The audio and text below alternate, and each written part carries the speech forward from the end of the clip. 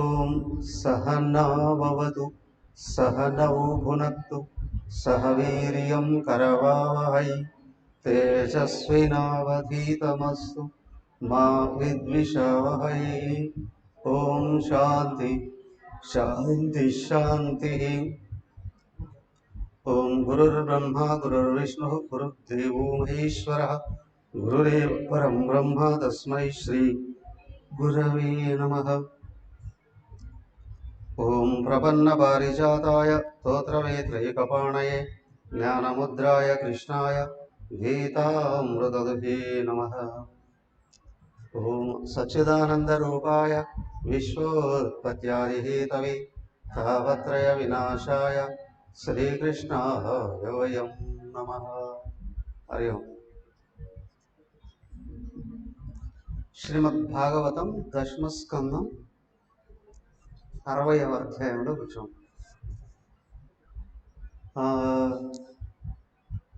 ఇంతవరకు అయిపోయింది.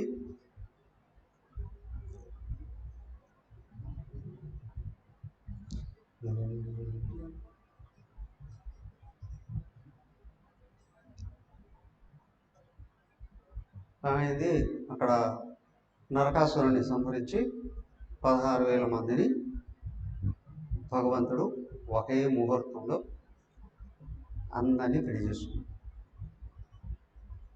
అవునా? అయిపోయిందండి. దాని తర్వాత ఏమైంది? ద్వారకలో హాయిగా సుఖంగా జీవిస్తూ ఉన్నాం కదా. జ్ఞాని సంపూర్ణత్వాన్ని తెలిసినటువంటి వాడు ఏమీ చెయ్యనట్లే కనిపిస్తుంటాడు, కానీ అన్నీ చేయిస్తుంటాడు. ఏమీ తెలియనట్లే ఉంటాడు, కానీ అన్నీ తెలుసుకుంటూ ఉంటాడు. ఏ సంబంధాలు లేనట్టే ఉంటాడు, కానీ అందరినీ కదిలిస్తుంటాడు. మరి జ్ఞానులు మహాత్ములే ఇట్లుంటే భగవంతుడు ఆయన అంటాడు, సర్వకాల సర్వావస్థలలో సంవత్సరానికి 365 రోజులు, రోజుకి 24 గంటలు నేను పని చేస్తూనే ఉన్నానయ్యా అంటాడు భగవద్గీత 3వ అధ్యాయం. నేను కానీ కర్మ చేయకపోతే జీవరాశులన్నీ గడ్డగట్టిపోతాయి, కదలికలే ఉండవు, జనన మరణాలే ఉండవు, ఎదుగుదలకు అవకాశమే లేదు. ప్రకృతి స్తంభించిపోతుంది. నేను కానీ పని చేయకపోతే, ఒక్క నిమిషం పని చేయకపోతే అన్నీ కుప్పగోలిపోతాయి. ఎలా అండి? మనిషి పని ఎప్పుడు చేస్తాడు అంటే మేల్కొన్నప్పుడు ఇష్టమైతే చేస్తాడు. నిద్రలో కూడా జరుగుతుంది. కలలు రావట్లే, అంతెందుకు గుండె ఆడట్లే, జీర్ణకోశం ఆడుతుందా, ఊపిరి పీలుస్తున్నాడా, అవునా, లోపల ప్రాణాలు పనిచేస్తున్నాయా కదా. ఎప్పుడయ్యా కదలిక లేనిది, పని చేయింది, పని జరగలేదు, కదలిక లేదు అంటే చచ్చిపోయినవాడు. చచ్చిపోయిన వాడు ఉంటాడా? శవం కూడా మళ్ళీ డిస్పోజ్ అయిపోతుంది. సేవే నిత్యం నిరంతరం చేస్తూనే ఉన్నానండి. అదంతా సరే, కానీ ఇప్పుడు ఏం చెప్పబోతున్నావు అంటే ఆయన భార్యలను కూడా పరిశీలిస్తూ ఉన్నాడు, పరీక్షిస్తూ ఉన్నాడు. జనక మహారాజు గురు యాజ్ఞవల్క్యుడు అని ఆయన జనక మహారాజుని టెస్ట్ చేద్దాం అనుకున్నాడు. ఓకే, జరిగాయి. తర్వాత ఈ యాజ్ఞవల్కుడే సన్యాసం తీసుకుందాం అనుకున్నాం. ఆయనకి 2 భార్యలు, వాళ్ళు పిలిచాడు. పిల్లలు కూడా చాలామంది. వాళ్ళకందరికీ వాటాలు ఇచ్చి పంపించేశాడు ఆయనకున్న ఆస్తులు. భార్యలు ఉన్నారు కదా, ఇదిగో నేను సన్యాసం తీసుకుందాం అనుకుంటున్నాను, మరి మీకేం కావాలని అడగండి, ఇచ్చేసాడు. కాత్యాయని అని ఒక ఆమె వచ్చింది. మీరు ఏది ఇస్తే అది తీసుకుంటారు. ఆమెకు జీవించినంత కాలం అవసరమైన సంపదలు ఇచ్చేశారు. ఆమె పిల్లల దగ్గరికి వెళ్ళిపోయింది సంపద తీసుకుని. తర్వాత మైత్రి అని ఇంకొక ఆమెను పిలిచారు. నీకేం కావాలి అడుగు అన్నా. ఆమె నువ్వు ఎందుకు సన్యాసం తీసుకుంటున్నావు? నేను ముక్తి కోసం. అంటే ఇప్పుడు నాకు ఇవ్వబోయే సంపదల కంటే అది ఎక్కువ తక్కువ అని అడిగింది. యాక్చువల్లీ ఇది ఎక్కడ బ్రహ్మాండంతో పక్క పెట్టినా ముక్తికి సమానం కాదు. మరి అలాంటప్పుడు నాకు అది కావాలి కానీ ఇది ఎందుకు బాగుంది అదా? ఇంత ఆస్తి అంత ఇంత ఆస్తి తీసుకొని నాకు పక్కనకి వెళ్ళడం ఎందుకు? నాకు అన్నిటికంటే ఎక్కువైనటువంటి ముక్తే కావాలి, నాకు అదే. ఓకే, ఆయన మొదలుపెట్టాడు, జ్ఞానబోధ చేశాడు. ఆమెకు చేసిన జ్ఞానబోధ ఏదైతే ఉందో అదే బృహదారణ్యక ఉపనిషత్తు. అన్ని ఉపనిషత్తులు పక్క పెడితే ఇది ఒక్కటే అంత ఉంటుంది. అవునా? జనరల్గా అంటూ ఉంటారు కదా కొంతమంది, ఓ స్త్రీలకి జ్ఞానబోధ చేయకూడదు అని, ఉపనయనం చేయకూడదు, ముక్తి లేదు, యోగానికి ఏమో అంటూ ఉంటారు. కానీ ఇక్కడ ఉపనిషత్తుల్లోనే అత్యంత పెద్దదైన ఉపనిషత్తే స్త్రీకే బోధించబడినటువంటిది అది. మరి ఎక్కడ ఎవరు తక్కువయ్యా ఎక్కువయ్యా? సో కాబట్టి అర్హత ఉందా లేదా? అవునా? ఆయన టెస్ట్ చేశాడు. ఆమె సంపదల మీద ఆసక్తి ఉంటే ఇచ్చింది తీసుకొని వెళ్ళిపోయేది. ఆయన అడిగిపోతే నాకెందుకు లేదు, నాకేమవసరం ఉంది, నా పిల్లలు ఉన్నారు కదా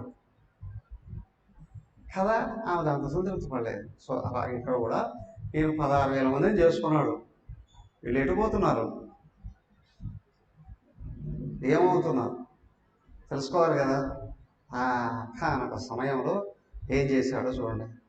శ్రీ శుక ఉవాచ కర్హిషిత్ సుఖమాసీనం స్వతల్పస్థం జగద్గురుం పతిం పరిచరద్ భ్రైష్మై వ్యజనేన సఖీ జనైః యస్వేతలి లీలయా విశ్వం శృతతత్వవతీశ్వర సహిజాతస్వసేతూనా గోపీధాయ యదుధ్వజ తస్మిన్నంతర్గృహే భ్రాజన్ ముక్తాధామ విలంబిన విరాజతే వితానేన దీపైర్మణిమయైరపి. చెప్పండి.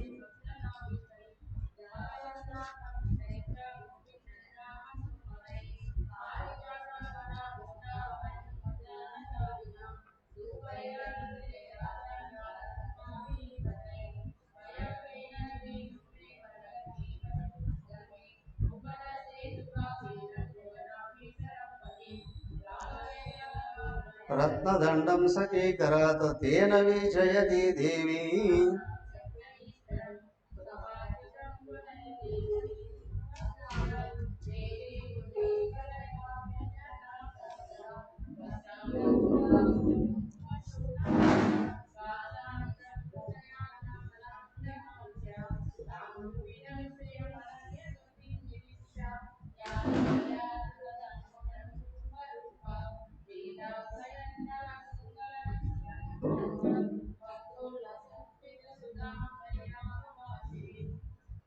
ఓకే, ఏమైంది?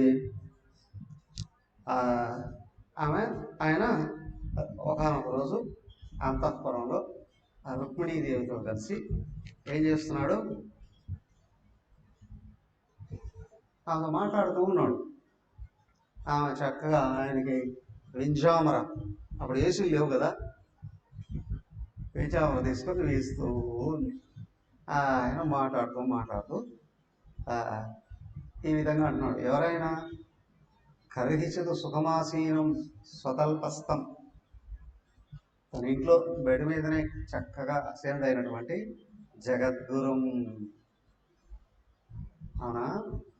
గోపికా లోలుడు కాదు, మురళీ లోలుడు కాదు, ఎవరైనా జగద్గురం ఏ స్థాయిలో ఉండి మాట్లాడుతున్నాడు?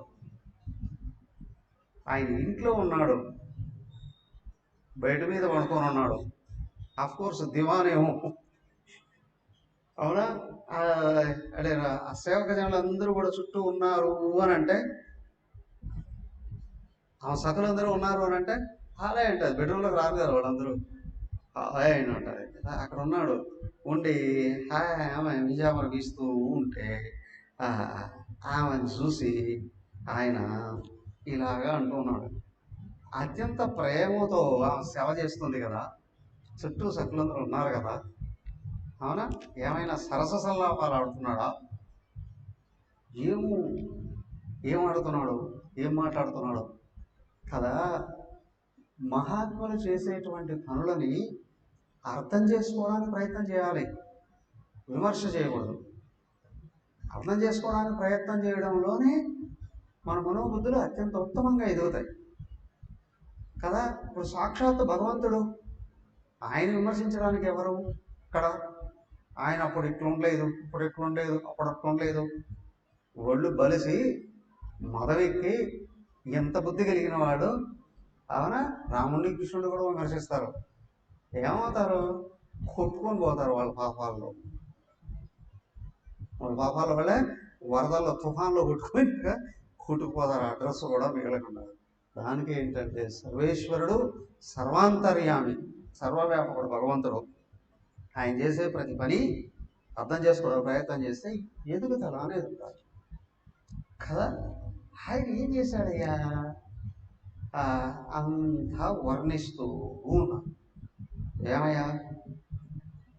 ఆ ఇల్లు ఎలా ఉంది, ఆయన ఉన్నటువంటి గది అదే ఎలా ఉంది, అవంతా ఇంటీరియర్ డెకరేషన్ ఎట్లా ఉంది, ఆ సఖీజనులు ఎలా ఉన్నారు, ఈ లక్ష్మీదేవి అవతారం కదా, ఆమె ఎలా ఉంది, అవన్నీ వర్ణిస్తున్నాం. చదువుకోండి సరిపోతుంది. అది అసలైన బోధం చూద్దాం. దాని 10 నుండి.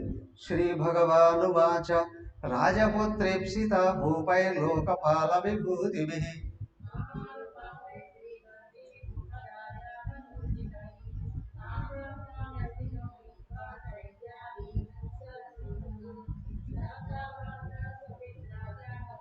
ఓకే అరే ఉంది కదా. ఏమైంది? ఆయన ఆ రుక్మిణీదేవిని చూసి ఇలాగా అంటూ ఉన్నారు. రుక్మిణి, రాజకుమారి, నేను చూస్తే జాలేస్తుంది. ఎందుకు? అవునా? నీకు ఎవరు చెప్పారో ఏమో కానీ నా గురించి నన్నే మనసులో పెట్టుకున్నావు, నన్ను కావాలి అనుకున్నావు. అవునా? నేను నిరుపేదను, రాజును కాదు, ఉత్తమ కుల సంజాతుడిని కాదు, నా వైపు వెనకల పెద్ద సంపదలు ఏమైనా ఉన్నాయా? లేవు, పేదవాడిని. అవునా? ఏదో అవధులను పెట్టుకోండి కదా. ఇలాంటి వాడినైనా అందరూ అంటారు కదా. అట్లాంటి వాడినైనా నన్ను ఎందుకు చేసుకున్నావు? అదే మీ నాన్న చూసినటువంటి సంబంధం అయితే, మహారాజు మీ నాన్న, మహారాజు పుత్రుడు నువ్వు, అవునా? మీకు కావాల్సినంత కట్నాలు ఇచ్చి కదా, గొప్పవాళ్ళని తీసుకొని వచ్చి మీ నాన్న నీకు చేస్తుండేవాడు కదా. హాయిగా నువ్వు సకల ఐశ్వర్యాలతో, అవునా, సకల సుఖాలతో, సకల భోగాలతో హాయిగా నీ వైవాహిక జీవితాన్ని గడుపుకునేటువంటి దానివి కదా. అలా కాకుండా ఎవరో బ్రాహ్మణులు ఏదో వచ్చి వాళ్ళకి పని బాటలేదు, ఏదో పూజలు చేసుకుంటున్న వాళ్ళు దేవుని పొగుడుకుంటూ ఉంటారు కదా. అలాగే ఏదో నన్ను వచ్చి పొగిడారు అక్కడ మీ నాన్న దగ్గర, అది వినేసి పట్టుకొని నువ్వు నన్ను కావాలి అని అనుకొని అసలు నీ సుఖభోగాలన్నీ పోగొట్టుకున్నావు కదా, పోగొట్టుకున్నావు కదా. సో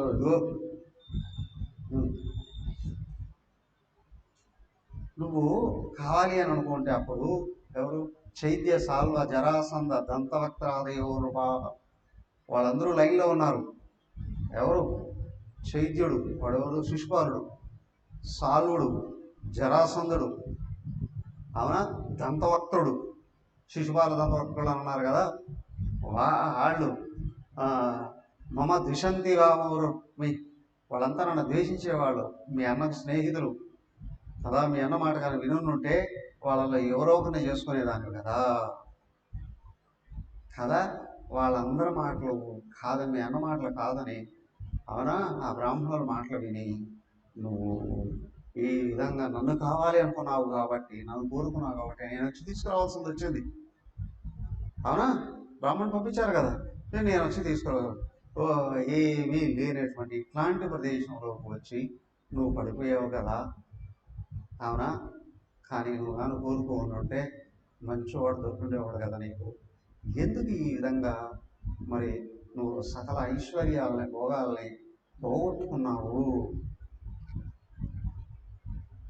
అని ఆయన అడిగాడు. ఆయన అడుగుతూ ఆయన అన్నాడు ఏమని,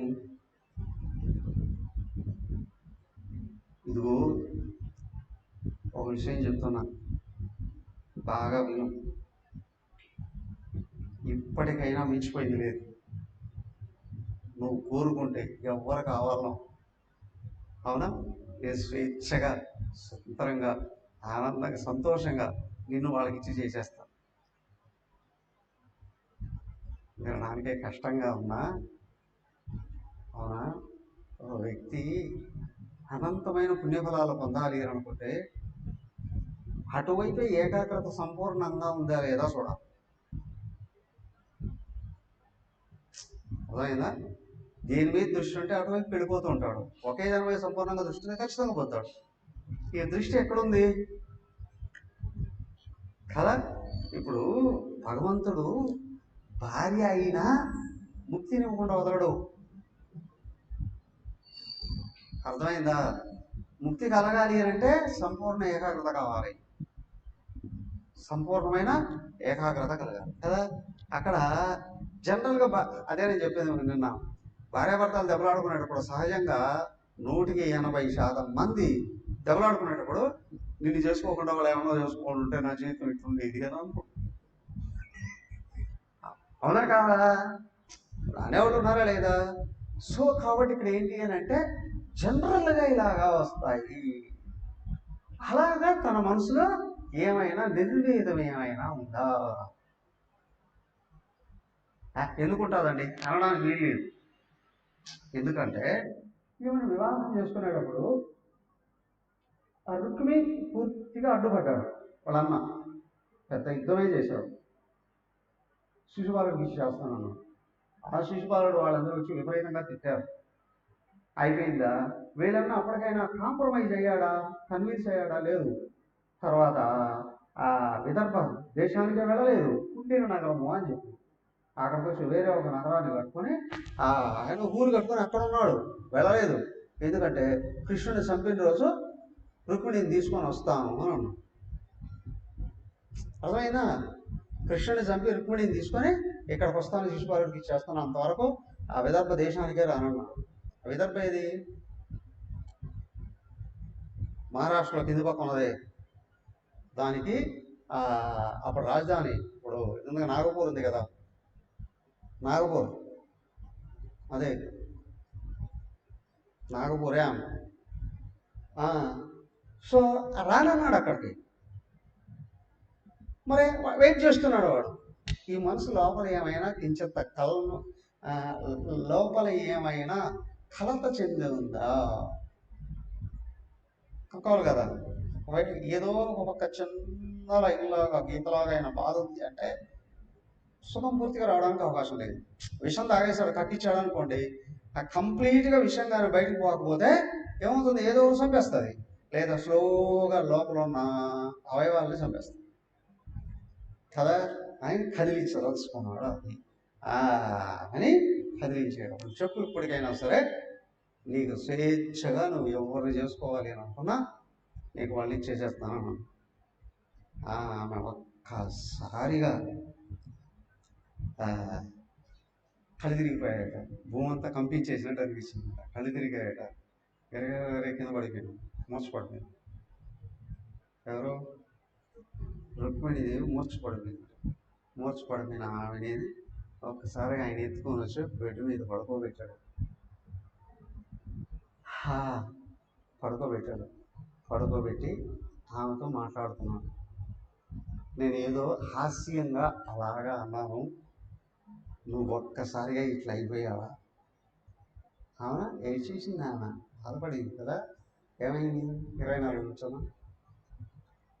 తస్యాసు దుఃఖ భయశో సస్యాసు దుఃఖ భయశోక వినష్ట బుద్ధి హస్తాశ్లతద్వలయతో వ్యజనం పపాత దేహస్య విక్లవధియ సహసైవ ముఖ్యన్ రంభేవ వాయు విహతా ప్రవికీర్య కీశాన్. 25.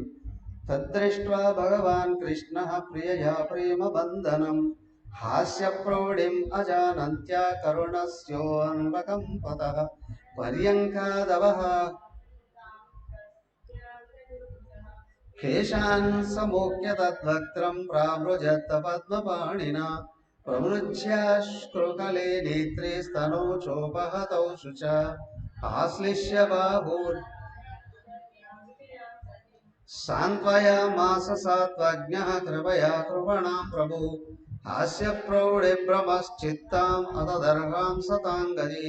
శ్రీభగవానువాచ మామా వైధర్మ్యసూయేధా జానే త్వామత్పరాయణం తద్వచ శ్రోతృకావేనాక్ష్వేయాచరితమంగనే ముఖం చ ప్రేమ సంరంభ స్ఫురితాధరవీక్షితం కటాక్షే పారుణావాంగం సుదర అయం హి పరమో లాభో గృహేషు గృహమేధినాం.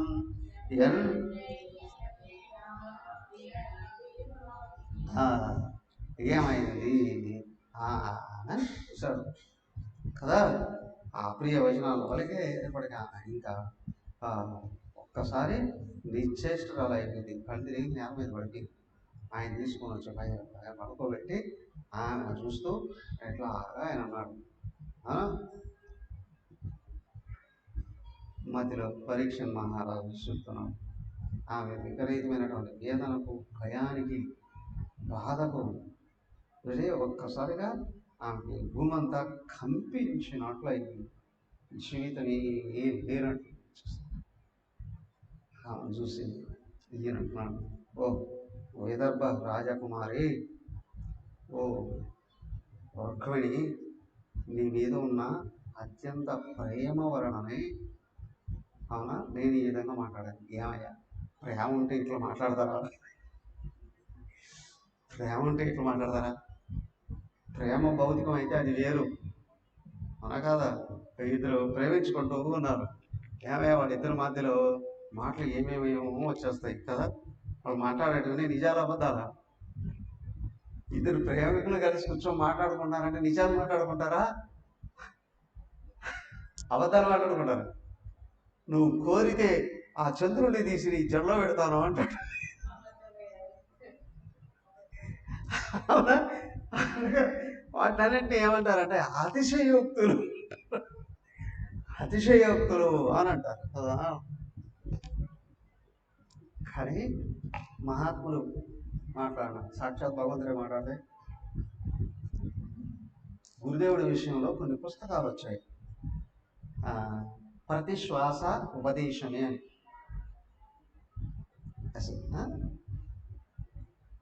ఎవరి బ్రెత్ యాజ్ ఎ టీచర్. ప్రతి శ్వాస ఉపదేశమే. అంటే శ్వాస అంటే పీల్చుకోవడం, వదలడం కదా. వదిలినప్పుడే కదా పీల్చుకోవడం, పీల్చుకున్నప్పుడు వదలడం కదా. బయటకు వచ్చే ప్రతి మాట అంటే శ్వాస అన్నప్పుడు ప్రతి కదలిక కూడా ఆయన నుండి వచ్చేది ఉపదేశంగా మారేది గురుదేవుల విషయంలో. మరి సాక్షాత్ భగవంతుడు మాట్లాడుతుంది. ఇప్పుడు ఈయన 16,000 మంది భార్యలు ఉన్నారు కదా.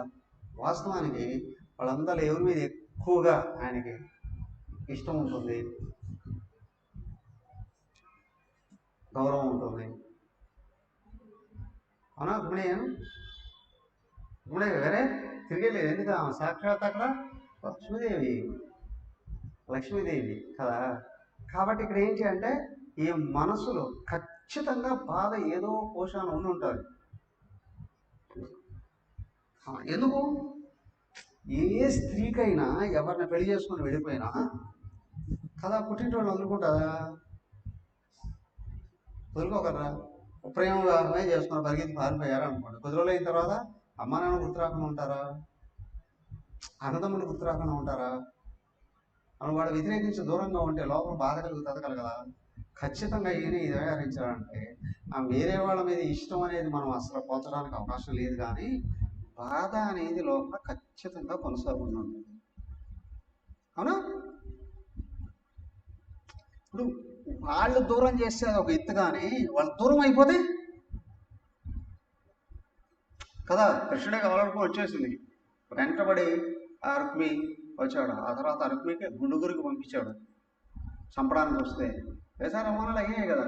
కాబట్టి లోపల ఆ బాధను ఉంటుంది, అది పోగొట్టడానికి ఈయన కదిలించాడు కదా. కదిలిస్తే ఇక్కడ ఈ విధంగా ఆయన అన్నాడు, చెప్పు నీకు ఏది కావాలన్నా నేను చేసి పెట్టేస్తాను. రుక్మిణీదేవి తెలిసి ఇలాగా అంటుంది, ఏమని?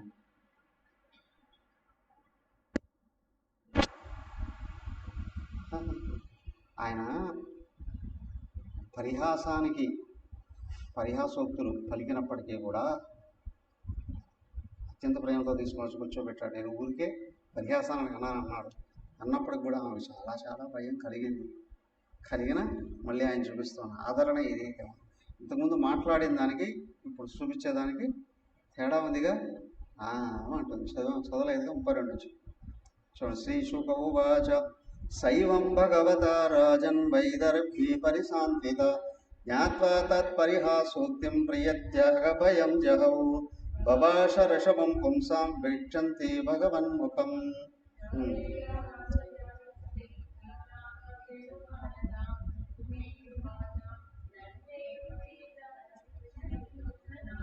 యద్వై భవాన్ భగవతో సదృశే విభూం మనః కస్వే మహిమ్న్యభిరతో భగవాన్ సదీశః క్వాహం గుణ ప్రకృతిర్జ్ఞ గృహీతపాద సత్యం భయాదివ గుణేభ్యః ఉరుక్రమంతః శేదే సముద్రౌపలంబనమాత్రారత్మాం నిత్యం కదింద్రియ గణైకృత విగ్రహస్త్వం స్వస్వేవ కైర్నివ పదం త్వత్పాదపద్మమకరందజుషాం మునీనాం వర్త్మా స్ఫుటం రూప యస్మాదలౌకికమివేహితమీశ్వరస్య భూమం త్వవేహి తమదో అనుయే భవంతం. ఏమైంది? ఆయన తీసుకొచ్చి ఎప్పుడైతే పడుకోబెట్టి ఆమె ప్రేమతో కూర్చొని మాట్లాడుతున్నాడో రుక్మిణి చూసి ఒక విధంగా ఏంటి అంటే ఆమెకి లోపల కొంచెం తాపం తగ్గి ఈ విధంగా అంటూ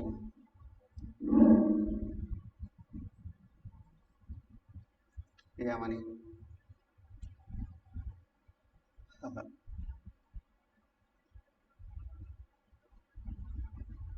నన్వేవమేతత్ అరవింద విలోచనాః యద్వై భవాన్ భగవతో అసదృశీ విభూమ్నః. ఎక్కడ ఆయన నీకు సరైన ఈడు చూడు నేను కాదు, నువ్వు మంచి రాజుల కుమారుడిని చేసుకొని ఉండాల్సింది. అవునా? ఏవేవైతే ఆయన అటువైపు నుండి చెప్పుకుంటూ వచ్చాడో వాటినే పట్టుకుందామా. ఆమె దృష్టి ఈయన మీద ఎలా ఉంది అంటే సాక్షాత్ పరమాత్మ ఈయన దృష్టిలో. అయ్యా, ఓ కమలముల వంటి కన్నులు గల ఓ కృష్ణ, అవునా? నువ్వు చెప్పింది మాటికి నిజమే కదా. నువ్వు అన్నావు నీకు నేను ఏ విధంగానూ తగిన వాడను కాదు అని. నిజమే. నేను నీకు ఏ విధంగా తగినదాన్ని కాదు. అవునా? నేను తగినదాన్ని కాదు. నువ్వేమో ఆ త్రిమూర్తులకే అధిపతివి, త్రిగుణాతీతుడివి, మహిమాన్వితుడివి కదా. అలాంటి వాడివి నువ్వు. నిన్ను ఆశ్రయించాలి, నిన్ను చేరుకోవాలి అని అంటే ప్రపంచంలో ఏ విధంగా ఎక్కడ ఎలాంటి కోరిక లేకుండా ఉండగలగాలి కదా. కానీ నన్ను ఎవరు కోరుకుంటారు? కోరికల్లో మగ్గిపోతూ ఉన్నటువంటి వాళ్ళు, అంతే కదా. దేనికి? స్వయంవరం దానికి తిరిగి పెడతారు. ప్రకృతిని ఎవరు కోరుకుంటారు? పరమాత్మ తెలియని వాడు కదా. ప్రకృతి స్వరూపిణి కదా. లోపల వివేక వైరాగ్యాలు లేనివాడు ప్రకృతిని కోరుకుంటాడు, వివేక వైరాగ్యాలు సంపూర్ణంగా ఉన్నవాడు పరమాత్మను కోరుకుంటాడు. అవునా? నీకు నేను తగిందని కాదు, అవునా? అందుకే నా దృష్టి ప్రపంచం అంతా నుండి వచ్చినాయి. నన్ను ఎవరు కోరుకుంటారయ్యా? నిన్నెవరు కోరుకుంటారో నన్ను ఎవరు కోరుకుంటారు కదా. మరి నీకు నేను తగిందానట, నీకు సమానమైందని ఎట్లా అవుతాను? ఈడు చూడు అన్నాడు కదా, నీకు నేను సమానం ఎట్లా అవుతానయ్యా? నేనేమో ఎక్కడో కింద ఉన్నాను, నువ్వేమో ఎక్కడో పక్కన కదా. ఆయన అన్నాడు, ఇదిగో నిజమే, నేను ఎవడికి తెలియదు అంటే నేను ఫేమస్ కాదు అని అన్నాడు ఆయన. నేను అంత గొప్పవాడిని కాదు అని. గొప్పవాడు అంటే ఫేమస్ కావాలి కదా. నిజమే, నువ్వెవరికి కనిపిస్తావయ్యా? నువ్వు అందరికి కనిపిస్తావా? సముద్ర గర్భంలో ఏముంటుంది ఎవరికి తెలుస్తుంది? పైన ఏదో అలా పుట్టుకుపోయే విషయాలు తెలుస్తాయి. పైకి ప్రకృతిలో నిరంతరం మారిపోయే సాంసారిక విషయాలు ఉంటాయి కదా, అవి అందరికీ తెలుస్తాయి. కానీ సర్వవ్యాపకుడైన వాడివి, సర్వాంతర్యామి అయిన వాడివి, శాశ్వతుడైన వాడివి, అవునా, అంతరాత్మైన వాడివి, నిన్నెవడు గుర్తించగలడయ్యా? అవునా? నువ్వు ఎంతమందికి తెలుస్తావు? నిజమే, ఎవరు తెలియదు. నువ్వు ఎవరికి తెలియదు. చూడండి, ఆయన అలా అంటే ఏమయ్యా? దానికి ఏంటంటే దృష్టి శుద్ధమే ఆత్మలో ఉంటే సత్యమే తెలుస్తుంది. కానీ దృష్టి కోరికల్లో కొట్టుకుపోతుంది అని అనుకోండి, అలజడిలో నిండిపోతుంది. ఏది ఎదురైతే అదే కనిపిస్తుంది, లేదా ఏది కోరుకుంటున్నామో అదే కనిపిస్తుంది. ఏది కోరుకున్నామో అదే కనిపిస్తుంది. దానికి అట్లా చూడండి, మాస్టర్ పాఠం చెప్తూ ఉన్నాడు. ఓ పిల్లల్ని అడిగాడు. వాడు పిల్లలు, రే ఎంతవరకు వచ్చామరా, ఎంతవరకు వచ్చిందిరా అన్నాడు పాఠం. వాడే ఉన్నాడు, తోకదాకా వచ్చింది సార్. పాఠంలో తోకలేదే, అది ఎట్ట వచ్చిందిరా అటు అడుగుచ్చు. ఏమైందిరా అంటే, ఈయన ఇక్కడ పాఠం చెప్తుంటే వాడు వెనకల గోడ మీద చూస్తున్నాడు. ఆ గోడలో ఒక రంధ్రం ఉందట, రంధ్రంలోకి బల్లి పోలేక తోక బయట వెళ్ళాడు. వీడు తోకదాకా పోయి. ఇక్కడ విషయం ఏంటంటే, ఏ దాని మీద దృష్టి ఉంటే అదే గోచరిస్తుంది, అదే ఆలోచనలోకి వస్తుంది కదా. కానీ దైవం మీద దృష్టి ఉంటే ఎప్పుడు ప్రజెంట్లో ఉంటుంది, దేన్ని లోపలికి రానివ్వదు. అవునా? అవును స్వామి, నువ్వు అలాంటి వాడివి, ఏ ఇంద్రియాలకు గోచరించిన వాడివి, మనోబుద్ధులకి గోచరించినటువంటి వాడివి, నువ్వెవరికి తెలియగలవయ్యా? ఏదో మహానుభావులు ఋషులు అయినటువంటి వాళ్ళకు మాత్రమే కొంతమందికి తెలుస్తావు. నాలాంటి అజ్ఞానాలకి నువ్వెక్కడ తెలుస్తావు?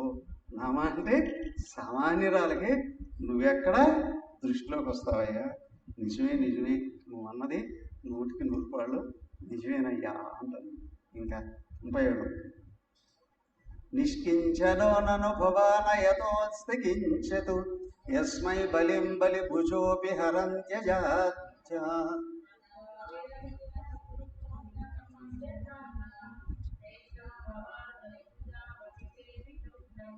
త్వం వై సమస్త పురుషార్థమయ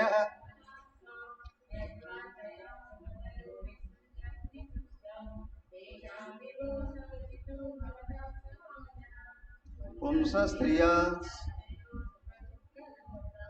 త్వం న్యస్తదండమునిభిర్గదితానుభావః ఆత్మాత్మదశ్చ జగతామితి మే వృతోసి హిత్వా భవద్భ్రువః.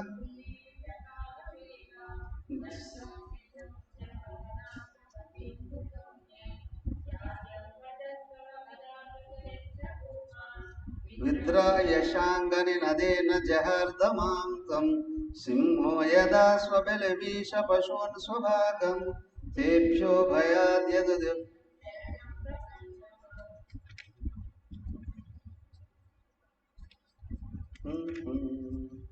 సో కాబట్టి అయ్యా, నీ మాట సత్యమే, నీ దృష్టికి సత్యమే గోచరిస్తుంది. అదిగో ఆ బ్రహ్మదేవుడు మొదలుకొని మిగతా దేవతలు సహా అందరూ కూడా బయట విషయాల కోసమే ప్రయత్నం చేస్తుంది. బ్రహ్మదేవుడు దేనికోసం ప్రయత్నం చేస్తాడు? స్థూలమైన పంచభూతాలు పెట్టుకునే కదా శివరాసులన్నిటి తయారు చేశారు దేహాలని. అలాగే ఇంద్రాది దేవతలు స్థూలమైన దానికోసమే ప్రయత్నం చేస్తున్నాను. మరి నువ్వు అన్నిటికంటే పైన ఉన్నవాడు, సర్వదేవతలు కూడా ఆరాధ్యుడు అయినటువంటి వాడు కదా. అదిగో ఇక్కడ కనిపిస్తూ ఉన్నటువంటి అన్నీ నువ్వే అయి ఉన్నావు. అవునా? విరాట్ స్వరూపుడు అని విరాట్ రూపం చూపించాడండి. బ్రహ్మాండం అంతా అంతటా అందరిలో ఉన్నది నువ్వేనయ్యా, నీకంటే వేరే ఎవరు లేదు. ఓకే, పక్కన పెడితే సర్వజీవరాశులు కూడా నీవుగా కనిపిస్తూ ఉన్న ప్రపంచంలో ఏదో ఒక చిన్నదాన్ని పట్టుకొని పొందడానికి ప్రయత్నం చేస్తూ ఉన్నాను. అంతేనా? ఎవరు ఎక్కడ ఏది పొందినా అది నువ్వేగా. కానీ ఎవరికి దృష్టి శుద్ధమై ఉందో, దివ్యత్వాన్ని పొంది ఉందో, వాళ్ళు నీ సంపూర్ణత్వం కోసం ప్రయత్నం చేస్తున్నారు, సంపూర్ణంగా నిన్ను పొందడానికి ప్రయత్నం చేస్తున్నారు. అలాగా ప్రయత్నం చేసే వాళ్ళలో బ్రహ్మదేవుడితో మొదలుకొని సర్వులు కూడా నీ వైపే చూస్తున్నారు. ఇక్కడ మానవులక ఇదిగో ఒక లక్ష్యం చూపించాను, ఏమని? ధర్మార్థ కామ మోక్షాలు. ఆ రూపంగా ఉన్నది కూడా నువ్వే కదా. నీకంటే వేరుగా ఇంకెవరున్నారయ్యా ఇక్కడ కదా? నీకంటే వేరుగా ఎవరున్నారయ్యా? నిన్ను ఇష్టపడ్డవారు నిన్ను చేరుకుంటారు, నిన్ను వ్యతిరేకించిన వాళ్ళు, అవునా, నువ్వు ఆ కదిలిచ్చే కదలికలు ఉన్నాయి. ఏమిటి? ఆయన ధనస్సు పేరేంటి? ధనస్సు, శాంగం. రాముడికి కోదండం, అర్జునుడికి గాంధీవం, ఈయనకి శాంఖం. శంఖ చక్ర కదా శాంఖ భగవాన్. ఆ ధనస్సు అల్లెదురాడు శబ్దం వింటేనే గడగడలాడిపోతారు మిగతా వాళ్ళందరూ కూడా. అయ్యా కదా, కానీ నాకు నువ్వే కావాలి, నీకంటే వేరుగా నేనేమి కోరట్లేదు. అవురా? సో ఆయన వైపు తిరిగి ఆయనే కావాలి అని కోరుతున్నాను. ఇంకా ఏం చెప్తున్నాను? 41. యద్వాంఛయా నృపశిఖామణయోద్ధవైన్యా జాయంతనాహూష గదయాైరవత్యం రాజ్యం విసృజ్య వివిశుర్వనమంబుజాక్ష సీదంతి తేనుపదవీంత కాన్యం శ్రేత తవ పాద సరోజగంధం ఆఘ్రాయ సమ్ముఖ లక్ష్మాలయం త్వవిగణత్య గుణాలయస్య మర్త్యా సదోరుభయమర్ద వివిక్త దృష్టి ఆత్మా స్యాన్వేతవాంగ్రిరణం శృతిభిర్మమంత్య యో వై భజంతముపయాత్యనుప తస్యాస్ఫురచ్యుతరూప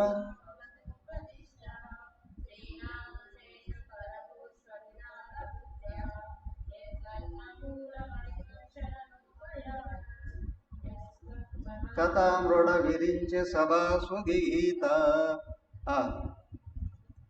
సో కాబట్టి ఏమవుతుంది? ఆయన చూసి, అయ్యా నువ్వు చెప్పేది నిజమే, అవునా? ఇంకా అక్కడి నుండి ఎవరెవరో ఆయన్ని వ్యతిరేకించి మట్లో కలిసిపోయారు, ఆయన్ని అనుసరించి శాశ్వతులయ్యారో వాళ్ళ పేర్లన్నీ కూడా చెప్తాం. అక్కడ లక్ష్మీదేవి దగ్గర నుండి, అవునా, ఇక్కడ వరకు అందరూ ఏ విధంగా ఆయన పొందారో ఆ విషయాలన్నీ కూడా చెప్తుంది. అయ్యా నువ్వు సమస్త జగత్తుకే నియామకుడివి, పరిపాలకుడివి, అవునా, అధ్యక్షుడివి. కాబట్టి నీ యొక్క కీర్తి అనేక మంది అనేక రకాలుగా బయటకు వచ్చి పొగుడుతూ ఉన్నారు. నిన్ను కాదని నిన్ను దుర్వించినటువంటి వాళ్ళు ఎందుకు పనికిరాని, అదిగో నిరంతరం 2 కాళ్ళతో తంతు ఉన్న గాడిద వెంట పడ్డట్లుగా ఈ విషయాల వెంట పడుతూ ఉన్నారయ్యా. నేను దానికోసం నేను కావాలి అని అనుకోలేదు, అవునా? నీ గురించి తెలిసే నిన్నే కావాలి అని అనుకున్నాను. నువ్వు పరమాత్మవు అని తెలిసే నిన్ను కావాలి అనుకున్నాను. పరమాత్మను కావాలి అనుకునేది ఎవరు? ముక్తికాంక్షలు, అవునా? ఇప్పుడు ఈమె ఏదో ఒక స్త్రీ గాను లేదా ఒక రాజపుత్రిక గాను అవునా? లేదా ఆయనకి ఇష్టమైన ఒక స్థితిగానో ఆయన కావాలి అని కోరుకుంటుందా? కాదయ్యా, నేను బాహ్యమైన ఏమీ కోరలేదు, నువ్వు పరమాత్మ అని తెలిసి ఈ పరమాత్మని కావాలి నేను కదా. చూడండి,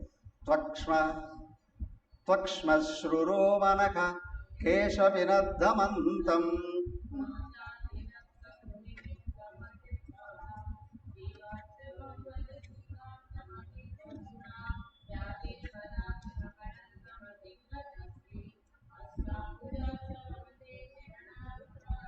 ఓకే ఓకే. అయితే ఇప్పుడు దేహాన్ని అంతటినీ వర్ణిస్తుంది. ఏమయ్యా, దేహం ఎంత గొప్పదైన ఏముంటుంది? బాహ్యంగా చర్మం, అవునా? ఆ చర్మం మీద వెంట్రుకలు, గోళ్ళు, ఆ లోపల చూస్తే కొవ్వు, మాంసం, చీము, నెత్తురు, మల, మూత్రాలు, అస్థికలు. తప్పితే ఏముందయ్యా ఈ దేహం? ఈ దేహాన్ని ఎవరు కోరుకుంటారయ్యా? అవునా? నాకు ఆ దృష్టి లేదు, నాకు దేహం మీద దృష్టి లేనే లేదు కదా. కేవలం దేహాన్ని కోరుకునేటువంటి ఏ వ్యక్తి అయినా సరే, స్త్రీ అయినా పురుషుడైనా మూర్ఖులే.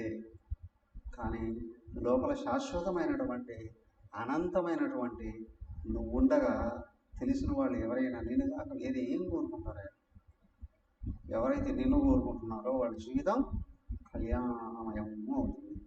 ఎవరు నేను పోగొట్టుకుంటూ ఉన్నారో వాళ్ళన్నీ పోగొట్టుకుంటారు. నేను అవన్నీ ఏమీ కోరుకోవట్లేదయ్యా, నిన్ను తప్ప. అప్పుడు సాక్షాత్ భగవంతుడు అంటున్నాడు, ఆయన శ్రీకృష్ణుడు అన్నాడు, ఓ సాధ్వి, ఓ రాజకుమారి, నీ నుండి ఇలాంటి స్పందన కొరకే నేను అలాంటి మాటలు వాడాను. ఇంతవరకు ఒక ఎత్తు నడుస్తుంది కదా. చిన్నవాడు లీలలు చూపించాడు, కొంతమంది రాక్షసులు చంపాడు, తర్వాత వచ్చి వివాహాలు అన్నీ అయిపోయాయి, ఇంకా పిల్లలు కలగల కదా. దానికి ఏంటంటే దీపం పెట్టి ఇల్లు శుద్ధి చేసుకోండి అని అంటారు కదా సాయంత్రం అయితే. అవునా? దీపం పెట్టి ఇల్లు శుద్ధి చేసుకోవాలి. ఎందుకు? దీపం లేకపోతే ఇంట్లో ఎక్కడ ఏ దుమ్ము చెత్త చెదారం ఏముంటుంది కదా కదా. అలాగే ఏంటంటే ఇక్కడ కూడా ఏంటంటే ముందు జ్ఞానాన్ని నేర్చుకొని తర్వాత గృహస్థాశ్రమంలో ప్రవేశించవయ్యా. సంసారంలో పడకుండా ఉంటాం. గృహస్థాశ్రమం సంసారం రెండు ఒకటి కాదు. అజ్ఞాని మునిగిపోతాడు, జ్ఞాని తేలుతాడు కదా. అలా జ్ఞానం పట్టుకొని వెలుగు పెట్టుకొని ఇంట్లోకి ప్రవేశించు అని అంట. అలాగే ఇక్కడ కూడా ఏంటంటే ఈ పిల్లలు కనబోతున్నాడు కదా కదా, వాళ్ళ కొరకు అని ఇక్కడ అసలైన జీవితాన్ని పోగొట్టుకోకండి. తల్లిదండ్రులు జ్ఞానంలో గుణాలలో ఎదిగే కొద్దీ ఆటోమేటిక్గా పిల్లలకు వచ్చేస్తాయి. కానీ తల్లిదండ్రులకి సద్గుణాలు పోయాయి అండి, సత్ఫలాలు పోతాయి. అజ్ఞానంలో పడ్డారండి, మూడులో అయిపోతారు. వాళ్ళ పిల్లలు అంతకంటే ఎక్కువైన వాళ్ళు కదా. కాబట్టి వెళ్ళబోయేటప్పుడు నీలో నుండి ఇలాంటి స్పందన కొరకే నేను కదిలించాను. అవునా? సో నువ్వేం గుర్తుంచుకొని ఉన్నావు? విచిత్రం ఏంటి అని అంటే, అందరికంటే పెద్ద ఆవిడ రుక్మిణీదేవి. రుక్మిణీదేవి కొడుకు ఎవరు? రుక్మిణీదేవి కొడుకు మనవుడు. రుక్మిణీదేవి కొడుకు ఎవరు? ప్రద్యుమ్నుడు. అక్కడ లక్ష్మీదేవి కొడుకే మన్మధుడే ఇక్కడ ప్రద్యుమ్నుడుగా పుట్టాడు. ప్రద్యుమ్నుడు పుట్టుతూనే ఆ పురిటి మంచం నుండే ఆ శంబరాసురుడు ఎత్తుకెళ్ళిపోయాడు. అవునా? అప్పుడే పుట్టాడు కొడుకు, పుడుతూనే ఎత్తుకొని వెళ్ళిపోయాడు కదా. ఎలా ఉంటుంది బాధ? అవునా? కానీ దాని నుంచి బయటపడాలి అంటే లక్ష్యం ఏదై ఉండాలి? కాబట్టి ఏంటి అని అంటే భగవంతుడి కొరకు కర్మలు చేస్తున్నారంటే సత్కర్మలు. భగవంతుడి మీద ప్రీతి కలిగి ఉంది అంటే ఆయన గురించి వినడం తెలుస్తుంది. అవునా? భగవంతుడిని లక్ష్యంగా కలిగిన వాళ్ళు ఆయన గురించి తెలుసుకుంటారు. ఈ మూడు కలిగాయి అంటే మనసు శుద్ధి అయ్యి లోపల దృష్టి ఆత్మ మీద నిలబడుతుంది. వాళ్ళు ఎంత కష్టం వచ్చినా చలించకుండా నిలబడే అవకాశం ఉంది కదా. ఇప్పుడు ఈమె కలగబోయే కష్టం ఎంతది కదా. ఆమెకు బయట దృష్టి ఉంటే ఏమైపోయేది, పిచ్చిదైపోతుంది కదా. కానీ ఆయన దృష్టి లోపలికి మళ్ళీ ఇచ్చాడు కాబట్టి తట్టుకోగలిగినాము. పుట్టాడు, పుడుతున్నవాడు ఎత్తుకెళ్ళిపోయాడు. ఆ తర్వాత పెళ్లి చేసుకొని వచ్చారు వాళ్ళు 25 ఏళ్ళ తర్వాత. 25 ఏళ్ళ తర్వాత వచ్చాడు. ఎలా ఉంటుంది పరిస్థితి కదా. ముందే హెచ్చరిక చేసి ఆయన తిప్పేశాడు. ఇవన్నీ చెప్పలేదు బయటికి కదా. నీలో ఇలాంటి స్పందనను కోరే నేను నిన్ను కదిలించాను. అవునా. దుష్టులైనటువంటి వాళ్ళు నా దగ్గరకు కూడా రారు. నేను దగ్గరికి వెళ్ళినా పరిగెత్తి పారిపోతారు. దానికి వాళ్ళ భయానికి నన్ను చంపేయాలని ప్రయత్నం చేసి వాళ్ళు చేస్తారు కదా. నా దగ్గరికి ఎవరు వస్తారు, నన్నంటే ఇష్టపడేవాళ్ళు, నా గురించి తెలుసుకుంటూ ఉన్నవాళ్ళు, నాకు ఇష్టంగా నడుచుకునేవాళ్ళు కదా. అలాంటి వాళ్ళలో అందరికంటే గొప్పదాని నువ్వు. అప్పుడు నువ్వు జస్ట్ అట్లాగా ఒక మనిషిని పంపించావో లేదా పురోహితుడిని, వెంటనే వచ్చి నేను తీసుకొచ్చుకున్నా. ఎందుకు, నువ్వు ఇలాంటి దానివి కాబట్టి. నువ్వేమన్నా మర్చిపోయావేమో, మళ్ళీ పుట్టింటి వాళ్ళు బాధ కలుగుతుంది కదా, దానిలో ఏమైనా మనసు జారిపోతున్నాం. బాధల గురించి ఆలోచన చేస్తే మనం దిగజారిపోదు. భగవంతుడి గురించి ఆలోచన చేస్తే ఎంత కష్టం వచ్చినా తట్టుకునే శక్తి వస్తుంది. ఎందుకు, లోపల సద్గుణాలు వస్తాయి, ఆత్మస్థైర్యం, ఆత్మబలం, సెల్ఫ్ కాన్ఫిడెన్స్ అది వస్తుంది కదా. కాబట్టి ఇందుకు కదిలించాను, నువ్వేం బాధపడకు. ఆ తర్వాత ఏమైందయ్యా, ఏమైనా కొడుకు పుట్టాడు ప్రద్యుమ్నుడు.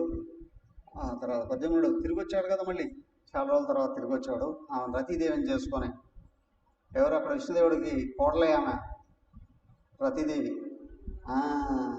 మనమదరు కదా, అక్కడ ఆయన పెట్టి చేసుకున్నారు. ఆ తర్వాత వాళ్ళ కొడుకు పుట్టాడు. ఎవరు, ప్రద్యుమ్నుడికి ఇంకొక అమ్మాయి కూడా ఉంది భార్య.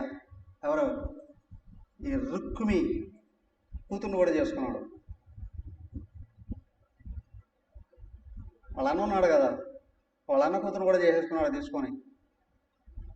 అవునా. ఆ తర్వాత ప్రజమ్మడికి కొడుకు పుట్టాడు. ఎవరు, అనిరుద్ధుడు. అనిరుద్ధుడు ఏం చేశాడు, అనిరుద్ధుడు ఇష్టపడ్డాడట అక్కడ. ఎవరు, ఆ రుక్మి ఉన్నాడే, కొడుకు కూతురు తీసుకుని, కొడుకు కూతురు లోచన అనే ఆమాట తీసుకొని సంబంధాలు కొనసాగాయి. అవునా. అక్కడ ఏమైంది అయ్యా, ఏం జరిగిందయ్యా, రేపు చూద్దాం అనుకుంటా. హరి ఓం. సర్వే భవంతు సుఖినః, సర్వే సంతు నిరామయాః, సర్వే భద్రాణి పశ్యంతు, మా కశ్చిత్ దుఃఖభాగ్ భవేత్. ఓం శాంతి శాంతి శాంతి. హరి ఓం. శ్రీ గురుభ్యో నమః. హరి ఓం.